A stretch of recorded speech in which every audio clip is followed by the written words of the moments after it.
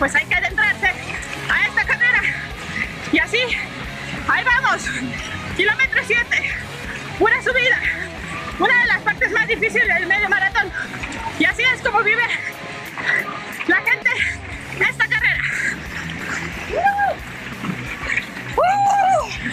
¡Venga! ¡Vamos! ¡Eso! ¿Qué se siente correr tu primer medio maratón? Súper, y luego con esta compañía, imagínate. Pues a darle muchas felicidades. Gracias, realmente. Así se vive el medio maratón de la Ciudad de México. ¡Saludos!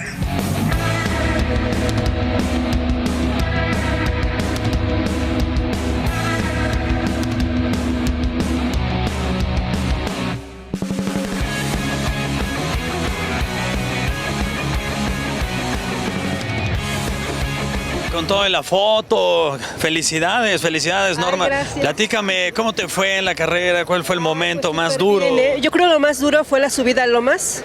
Yo creo que sí fue unos 4 kilómetros, bastante pesadita, ¿no? Creo que la celebración es el que cumplo este año 15 años de correr, entonces voy por este medio y voy por el maratón. ¿Tomaste mucha agua? ¿Dormiste bien? ¿Hiciste el amor? ¿Qué pasó? No, está prohibido. No me dejaron. No me dejaron. ¿Por qué no? Porque dijo que era desgaste físico.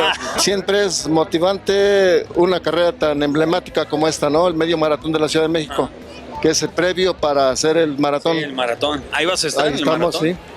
Oye, y también felicidades porque también con esto Bueno, sí, de pronto la respiración sí te falla un poco, pero, No, pero si tienes un buen cardio y un buen entrenamiento, Sí. la libras.